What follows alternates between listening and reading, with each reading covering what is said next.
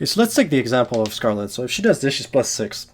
Usually Scarlets, they want to reinforce with forward 4 because it's a mid, it's in range, compared to other things, like I'm not even sure. Yeah, standing 1 is not in range, down 1 is not in range. This is a high, right? So it's not as good. What is this? 13 again. Like this might be a good idea to reinforce with that, but usually you see that they reinforce with this, okay? So what is the plus frames? It's +6. What is the follow-up? It's 13. So you do 13 minus 6. 7. But this guy has a 6 frame down 1, and he can buffer his input. I cannot. I'm gonna have to be frame perfect, and I will still get beat. So let's look at this. What can this scenario look like? Okay, so if Sub-Zero gets up and tries to do something, it's not gonna work. But if he pokes, he poked, right? So what can you do in this instance as Scarlet if you want to reinforce your plus frames? So let me show you. You take a step back. It's gonna poke, and now I took a step back a little bit too far.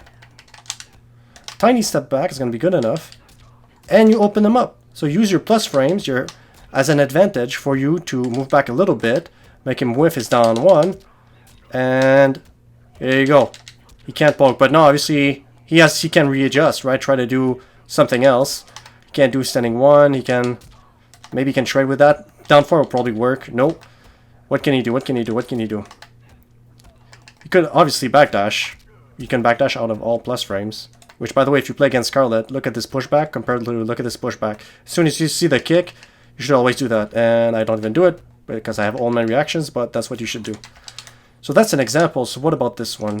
Yeah, this is too much of this is 4, 6 minus 4, touches on the second frame. You're completely trapped, completely frame trapped. So there's nothing. That's not a great example, but anyways, guys, just a concept. Actually, let's use one more person. I think a perfect example is probably Sub-Zero. Scorpion, right? You see this tech, this is only +2, and then he backdashes to whiff punish you because otherwise, he could do 2-1 and 2 down 1.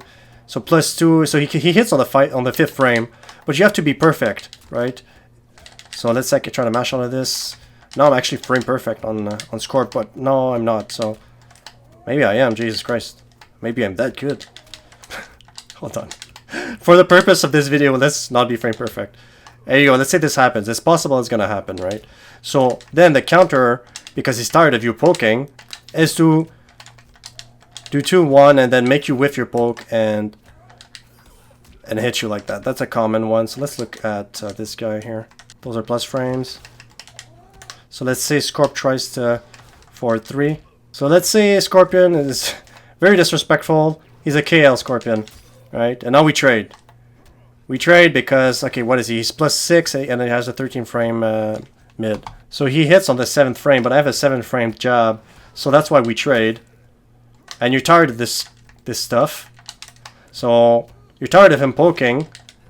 There you go, you bait the poke, you backdash, and that's how you use the plus frames. That's it, guys. Like, comment, subscribe, peace.